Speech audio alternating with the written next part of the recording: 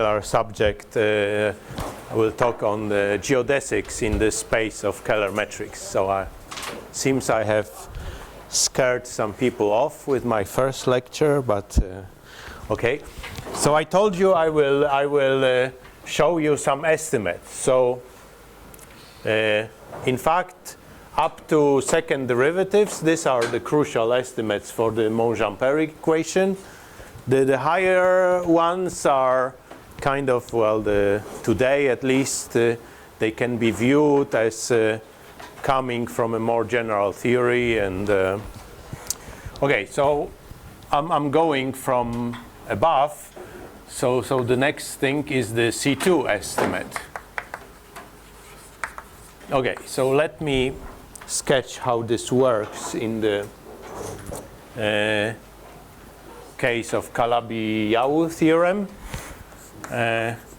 So I want to first sketch the proof of the following result. It's due to Aubin and Yau independently. And in this precise formulation, due to myself, it has to do with a non-degenerate equation. But it's essentially their method. So again, M omega is a compact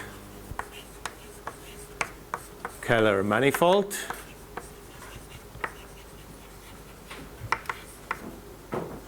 Manifold of dimension n. And now let's let phi be a, say, C4 real valued function such that omega phi, recall that this is omega plus ddc phi, is positive. And it solves the Monge-Ampère equation, omega plus ddc phi to the n equals f. So f is the Monge-Ampère of this. So then the Laplacian of phi, say modulus, although it's really from above, as you is bounded by a constant, and the constant depends only, so where C depends only, well, on M, and you can say precisely how this behaves depends on M, namely on the lower bound for the bisectional curvature and the upper bound for of the sectional curvature, and on upper bounds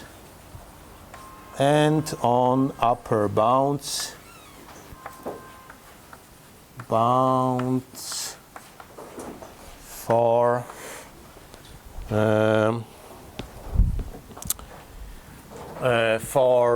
well, the oscillation of phi, which is maximum of phi minus the minimum of phi on M. So really the oscillation is the L infinity norm. This will be the next step to estimate this. This we don't have under control yet. And on the, well, I will write the norm of f to power 1 over n minus 1, C11. Okay, this means C11 norm is the sum of L infinity norms of all the derivatives up to the second one, right? So the sup norm of the second derivative plus the sup norm of the first derivative plus the sup norm of this function itself. That's the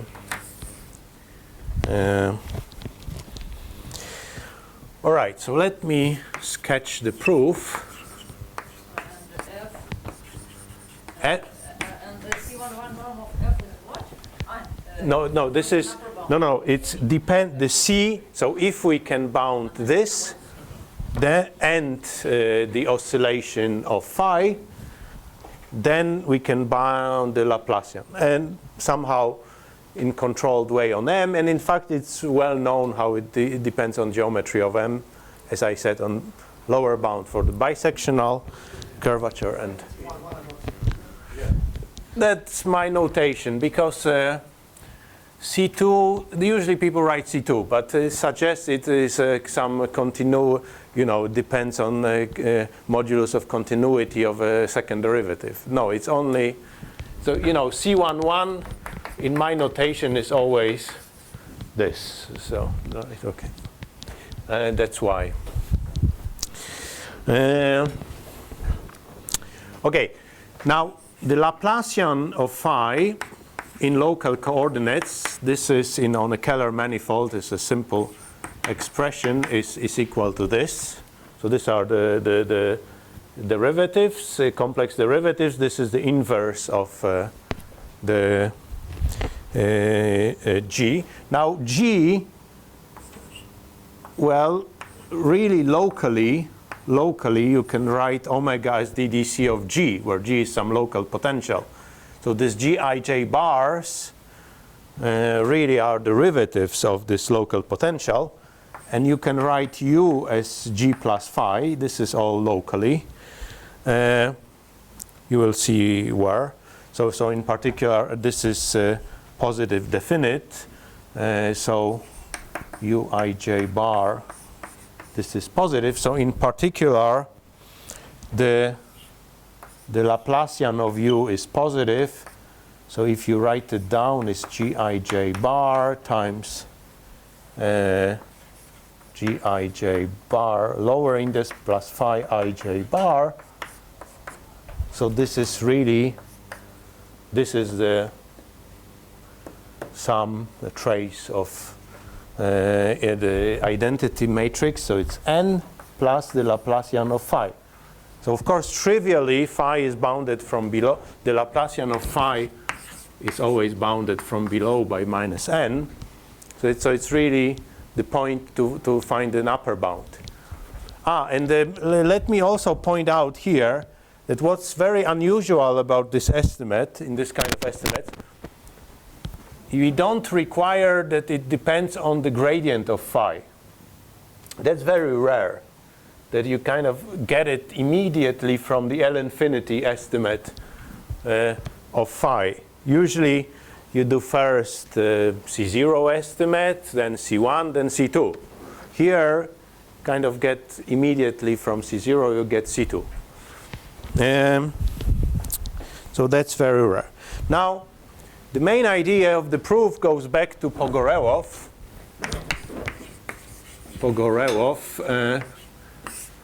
So the main idea, it's the work on the real Monge-Ampère equation from 1971, C2 estimate on bounded convex domains. This estimate for domains, in fact, I think Sławek Dinev mentioned that during his talk, has not been done in the complex case yet. There have been at least 2 wrong papers on that. I can say I kind of specialized in finding errors in those complex versions of Pogorelov estimate. But this idea played very nicely here in this compact situation.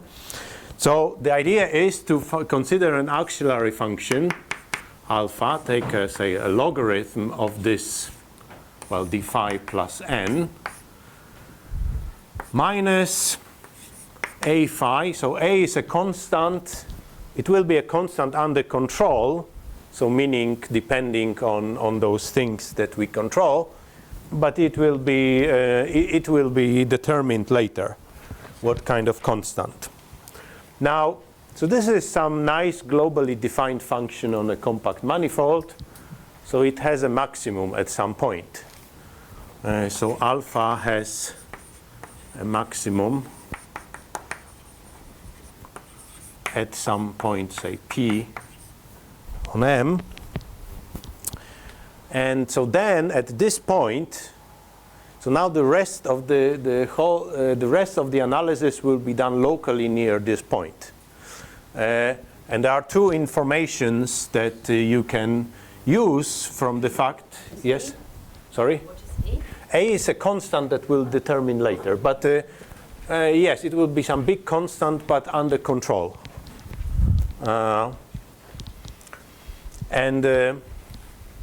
So alpha has a maximum at this point. So this means in particular that at p the derivative of alpha vanishes. That's an information often used, but we will not use it. And the second derivative is non-positive. That's the information we will use. However, if you differentiate this twice, you see that this second derivative will have third and fourth derivatives of phi. And we will have to use the fact that phi solves the Monge-Ampère equation. That's crucial. And so this is all summarized in the following lemma that I will not prove, but it's it's not very difficult. It's just some computations. So let me write down the lemma.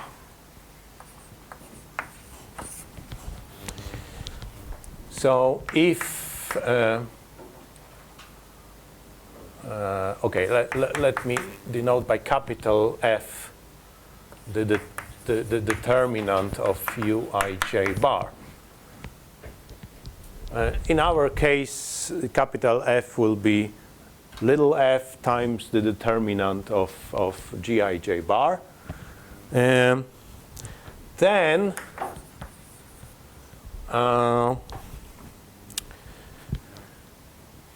okay, so we kind of have two metrics on M. One is this initial omega with the potential G, and the other metric is omega phi with the potential U. So then the Laplacian, but with respect to U, of log du, so without the index, this is the Laplacian with respect to G. This is bigger or equal than the Laplacian of log capital F over the Laplacian of U minus B times the Laplacian of U of G. So here B is the lower bound of the bisectional curvature. So B is a positive number, so minus B is a lower bound for the bisectional curvature of M. And so this du of some whatever psi, this is just uij bar, right, times psi ij bar. Okay, so here you see that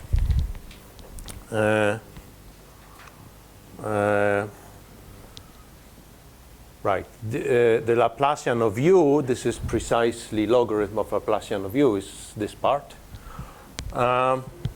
So this is some expression of fourth derivatives of well, involving up to fourth derivatives of U, but here there are only second derivatives, and it takes into account in a big way the fact that it solves Monge-Ampère. So of course you have to differentiate the Monge-Ampère equation, the logarithm of the Monge-Ampère equation twice, and this construction is quite and it's not intuitive. Why?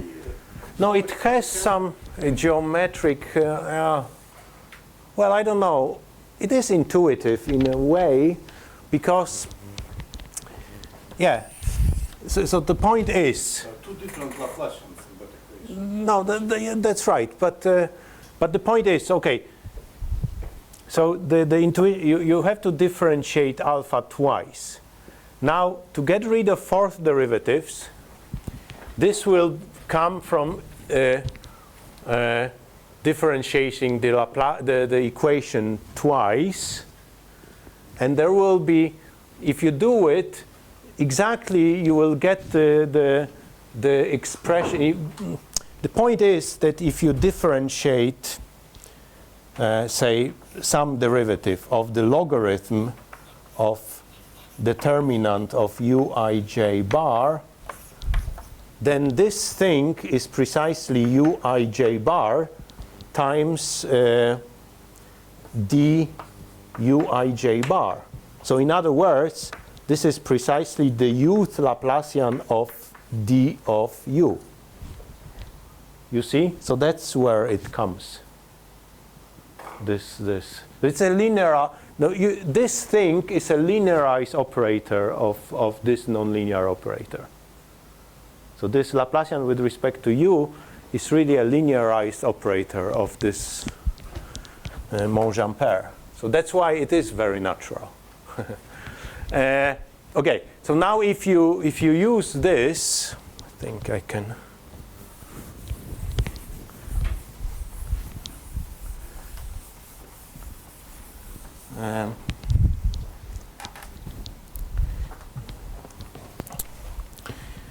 If you use that, okay, so as I said, so in particular, we will use the fact that the Laplacian with respect to u of alpha is non-positive at p.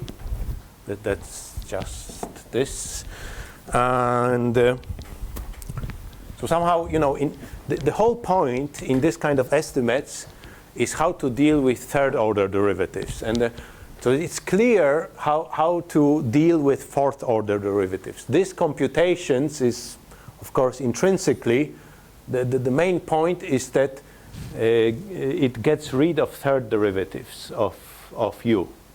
That's this wrong proofs of this complex version of the Pogorelov estimate. They all made the same error. They thought they can deal with third order complex derivatives in the same way as the real ones, and in fact they kind of use the fact that if you have a uij bar k, this kind of a third derivative, even take a modulus, whatever, then they can move this bar here freely. That's what they used. But in fact, you know that this is not true. You have to take a bar here as well. And that killed the whole proof. So it's something that, you know, in the real case, and so again, the whole kind of difficulty was with dealing with third order derivatives. Okay, now, okay, as I said, f will be f times determinant of gij bar. And so by lemma, you will get that this thing is bigger or equal than the Laplacian of log capital F over du minus b Laplacian u of g, and now plus this term is actually very nice, because if you write phi as u minus g, you will get g with a plus sign. So therefore you will get plus a dug, and minus, and du u is n, so it's minus a n. Can you say in advance what you plan to do? Sorry? Can you say in advance so they can compare my mind what you finally want to do? Yeah, so finally I want to, so I want to prove that at p, at p,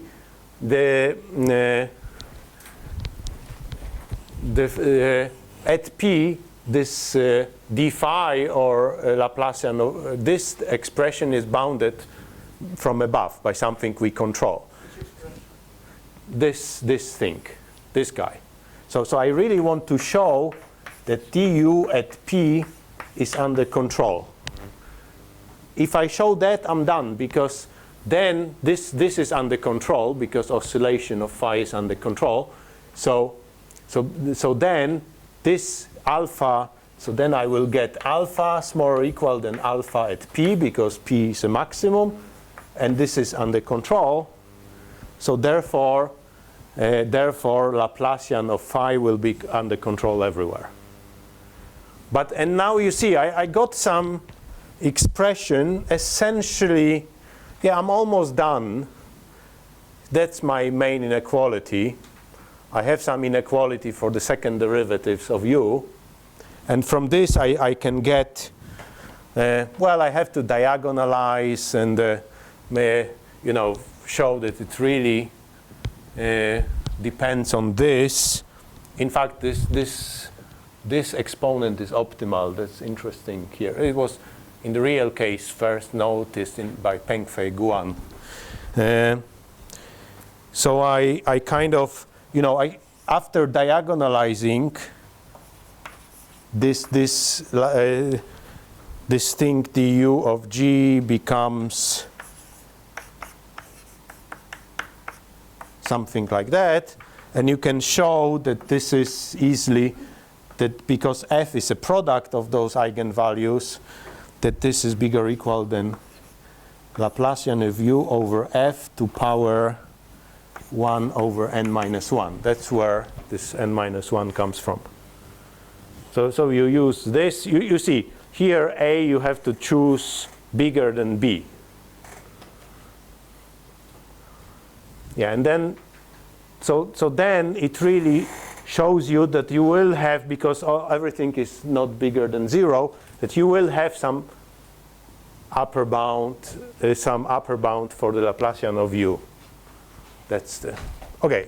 You can check the details, I think. So you see, the proof is a little bit technical, but it's very elementary. It's nothing. Yeah. Yes. No. Then I think it was 1 over n. Well, okay, but then still, it's I don't know if this is relay.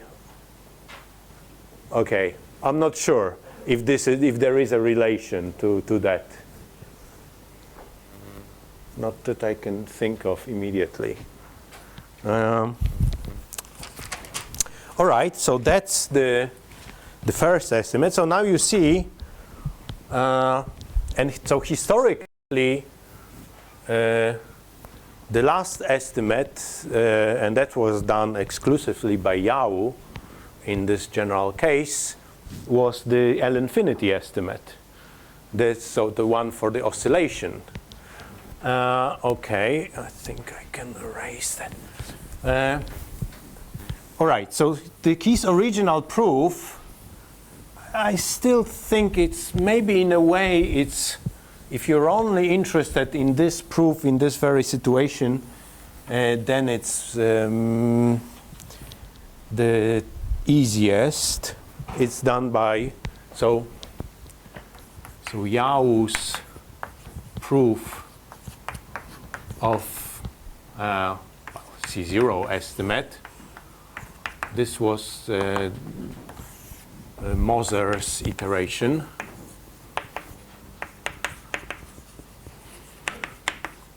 So essentially we're estimating higher and higher LP norms of your solution by some iterative process. So now today it's kind of, I could also do it in maybe half an hour, but I want to give you a different proof that I came up with some maybe 10 years ago. It's another pluripotential proof. I guess Sławek Kołodziej will tell you, I'm not sure, about his pluripotential proof. So it's kind of similar, but it simplifies this approach. And this proof I will give you, it's very easy modulo a certain fact from a local theory of a Monge-Ampère equation that is not so easy, but okay. Okay, so let me now talk about some pluripotential proof. Let me call it this way. Proof of the C0 estimate. And it also gives you all the a much better result than Moser's iteration for the degenerate equation. Okay, so first thing is that the L1 estimate this is completely elementary, and you don't need Monge-Ampère equation. There is a general fact that if this is non-negative and say normalized by maximum equals 0, then L1 norm of M is bounded by a constant, well, depending only on the manifold. The way to prove it, I'm not. Well, you have your compact manifold. You cover it by finite number of charts, say balls. Maybe, yeah, small. Well, some. Maybe you assume they are covered by this kind of balls with radius r, but the chart is big enough such that really a ball with radius twice as big is also in a chart. And then, so you start with a point where this attains maximum and kind of work locally. And from local theory of plurisubharmonic functions or even subharmonic ones, it tells you that if you have some point under control, then the L1 norm in a ball is also under control, and everything is negative. It's essentially, well, it follows from the Poisson formula. It's completely elementary. It really follows from the fact that the subharmonic functions satisfy mean value inequality. So then you have kind of L1 estimate on this bigger ball. Yeah, maybe on this big. Maybe you should take 3 balls, maybe in some intermediate ball, and therefore you can find some point where if you go to another chart on the intersection, you can find a point, not in all points, but you can find one point where the value is under control, and then you get the L1 norm in the entire another chart is under control, and then it's a finite number of steps. So it's completely elementary. Also the same way, just from elementary properties of plurisubharmonic functions, you can prove LP estimate. The same way, it's just this constant that will depend on P. But definitely the constant will have to go to infinity as P goes to infinity, because in general it doesn't have to satisfy L infinity estimate, like a logarithm. You take on Pn and you take a logarithm on Cn, and so you have to use the Monge-Ampère equation. Okay, so now how to do this?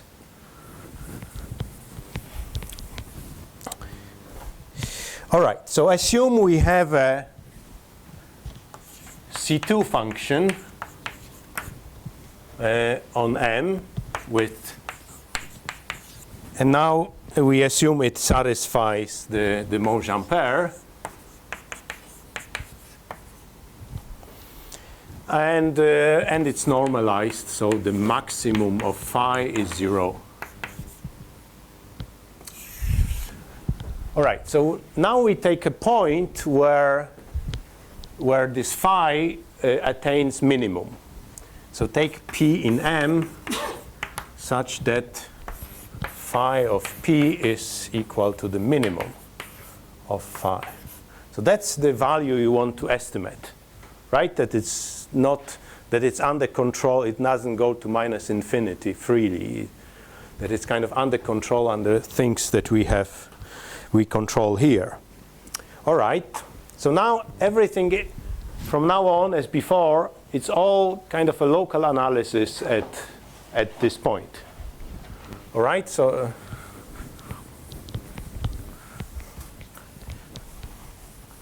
near this point. So first let's have a look at the potential. So we have G is a local potential near P. So omega is ddCG. It's a strongly plurisubharmonic function. So let us write a Taylor expansion of this potential near P. Okay, there will be, well, maybe g of P plus first derivative term plus the second derivative terms, but they will be kind of special, namely you can write them as a real part of a holomorphic polynomial. And the remaining one that you cannot write this way from the second derivative expansion will be the Levy form. So this will be some jk, gjk bar at P, hj, hk bar, plus, say, capital O of h3. Right? Now this thing you can forget, because it's a pluriharmonic, so DDC of this is 0. So you can modify G still the form will be the same. So this doesn't matter. And the whole point is that then you can write that G satisfies this estimate, G of P plus C1 H square minus C2 H cube. So the whole point, the strong plurisubharmonicity gives you that G has a kind of a controlled bump at P. So writing this in a more precise way, there exist A and R positive under control. So depending only on the manifold and the Keller form, such that we have G is negative in this ball of radius 2r. G is bigger or equal than G of P plus A in a complement of the smaller ball. So 2r minus G of PR, and G has a minimum. G has a minimum at P. So that's the only things I will need. So it's kind of, the second condition is the most important, kind of tells you there is some controlled bump. Are you adjusting the Sorry? Are you adjusting the value? Yeah, so yeah, right. I should maybe subtract some constant to ensure it's negative, right? And so all right. So I'm adjusting. I'm getting rid of this, and which doesn't matter. So in other words, there is a. So the whole point is that there is a potential satisfying this. Okay, and now, okay, U is G plus phi, as before. Okay, so I know, of course, U is smaller than 0 in the big ball, because both of those functions are. And U has minimum at P. Both of these functions have. And now I take a domain omega to be a sublevel set, U smaller than U at P plus A. So A is this positive number which defines this bump. And so by those conditions, it's certainly contained in the smaller ball. So in particular, it's relatively compact in the bigger ball. And so I modify my function U by subtracting this constant, U of P minus A. So of course, the Mongean pair of U is the same. So the determinant of Vij bar is F, times this determinant of Gij bar, doesn't matter. Okay, so let me draw something.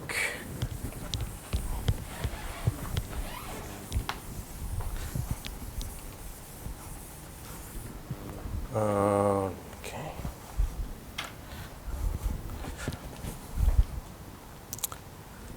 So I have, well, maybe I draw it like that. So this is my function u, and I'm kind of know that it has some, so this is a value at p.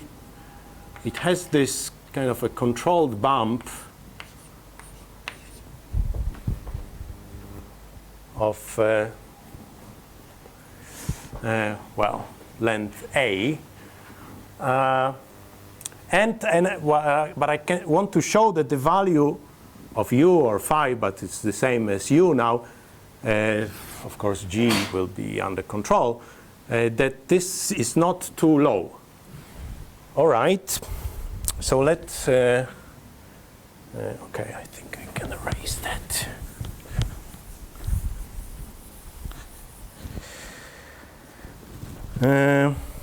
Okay, so A, this is really the L infinity norm of V, right? V you can, omega you can write as domain where V is smaller than 0, and in fact V is equal to 0 on the boundary of omega. That's the whole point. And now, so this is the hard thing I'm using. So this is a result of Kawauji for arbitrary p bigger than 1. There is a simpler proof, and this is enough for our purposes. So if you want, Cheng and Yau proved it earlier for p equal 2. Sorry? Now, oh, sorry. So I'll call it Q. So thanks. I should say maybe it's some Arial or italic P, but okay. So this is bounded by a constant. In fact, depending only on this Q. So fix some Q bigger than 1, and the diameter of omega, which we have under control, times the LQ norm of F. Right, that's the big result. In fact, to prove it, it's the same. It'd be enough to prove for the ball. If you have it for the ball, it's kind of easy to extend it to arbitrary domain. But okay, the hard thing is to prove it. But it's a local result, non-trivial. And now, okay, now we can take some, say, Q prime bigger than Q, and use a Helder inequality. So we will have C, and now it's a crucial part. So you use Helder to 1 times F. So you will get dependence on the volume of the set omega. So volume of omega to some positive power, I think it would be 1 over minus Q over Q prime times 1 over Q or some times the LQ prime norm of omega. All right, very good. Now look at the picture again. So here is omega. This thing is the L infinity norm of U minus A.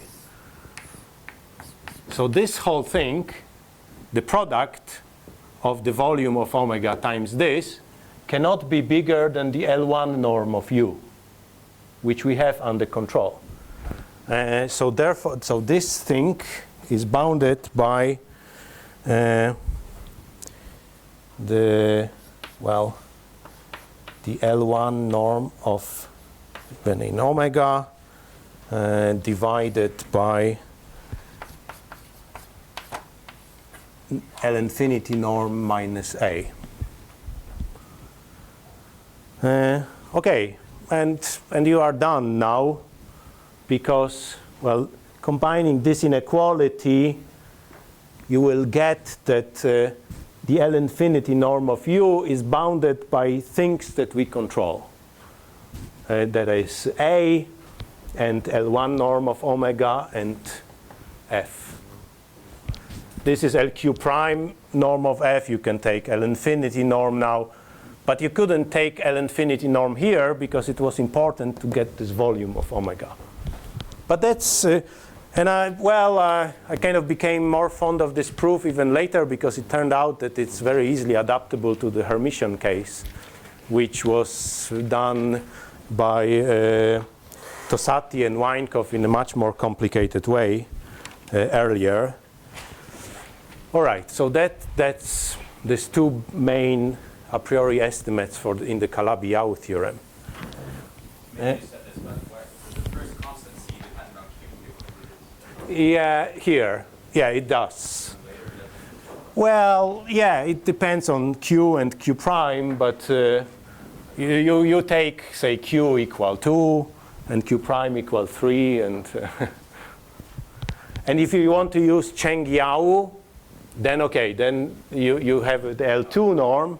Right, and then it just so it is under control. So you have no, but the point is, so maybe I don't know, Sławek, are you going to talk about this way you obtain the global estimate that the L infinity, this C0 estimate depends only on the LP norm of F for any p bigger than 1. So this proof gives you that. And the kind of all the difficulties are then transferred into the local case. All right, so now this ends the first part of my talk. Okay, I have 5 minutes, so now I will continue tomorrow, but this was the second abstract of the second talk I sent you, the space of Keller metrics. That was Keller. So let me start. Yeah. Yeah, basically I sketched the proof of the Calabi-Yau theorem. And for all the details you can find, I'm not saying they're all mine, absolutely, but in this lecture notes I gave you at the beginning of my talk, especially this lecture notes at the Calabi-Yau theorem. So all the details are there. Okay. I will link them to your abstract. Sure. All right. It's on my webpage. Sure. Okay. So M omega, again, is a compact Keller manifold.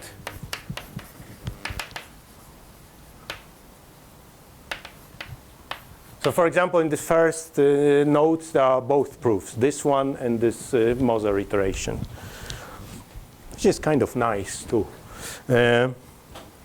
OK, so as I said, and it's really DDC lemma, the Keller class consists of those form omega phi, phi smooth, such that omega phi is positive.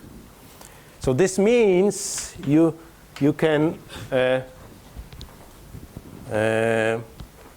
this really you can associate, you can view it as a space of potential. So H divided by this relation where H is the space of Keller potentials. So phi such that omega phi bigger than 0, and the relation is very simple. So they are if they differ by a constant. Okay, and those two things are very closely related. So this H will be the space of Keller potentials.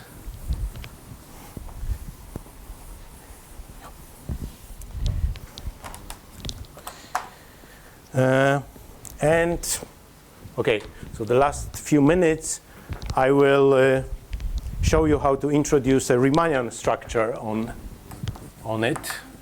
Riemannian structure on H. So this was done independently by Mabuchi and Donaldson.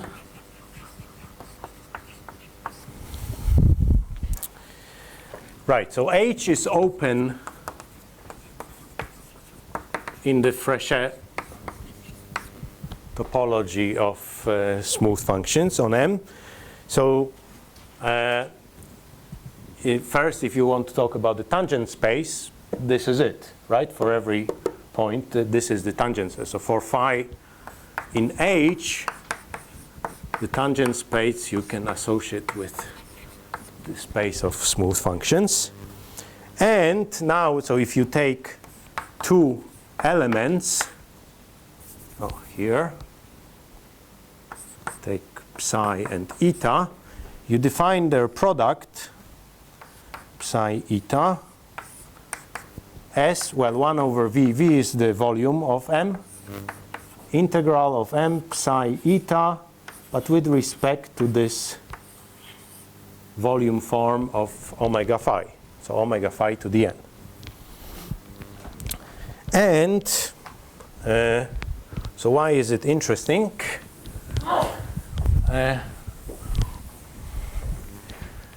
Well, you can easily find a Levi-Civita connection that is compatible with this Riemannian structure. Namely, if you take a curve,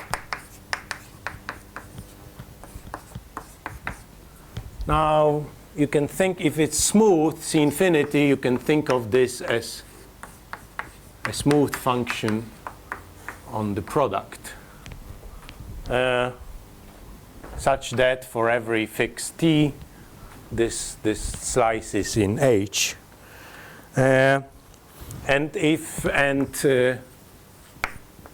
eta is, or psi is a vector field along this curve, which means that psi is also an element of this, simply, then a Levi-Civita connection compatible with this, so, this is, well, dot is a derivative with respect to t, minus 1/2 product d phi dot d psi.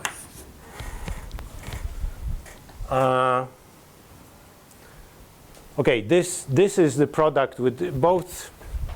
You have to be aware that both this and the gradient, I don't like to write too many subscripts, so are with respect to omega phi, well, at a given t, right? So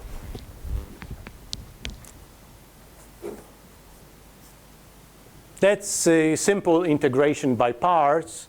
Will show you that this is a compatible connection, namely d over dt. If you have two such vector fields, psi eta, this will give you d phi dot psi eta plus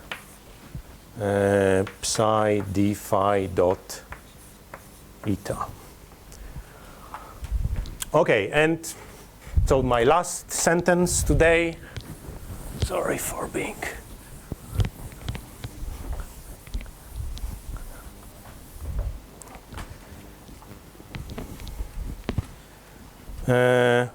well, maybe so phi is called a geodesic, well, if as usually this vanishes, that is, it satisfies this equation, phi double dot minus 1/2 the length equals 0. And we will see that this is really a homogeneous Monge-Ampère equation in dimension n+1, but this will be tomorrow. Thank you.